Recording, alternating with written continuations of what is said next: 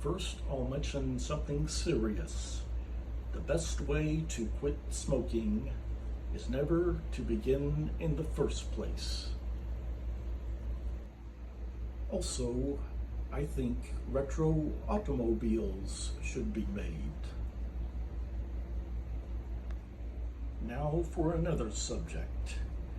It's probably a good time for a little humor, so I'll tell you a story that's funny, but it's also true. Dozens of years ago, I needed to purchase a certain book for a college course I was taking. That book was little.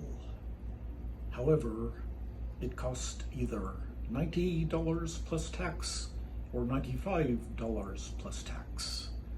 I don't remember which.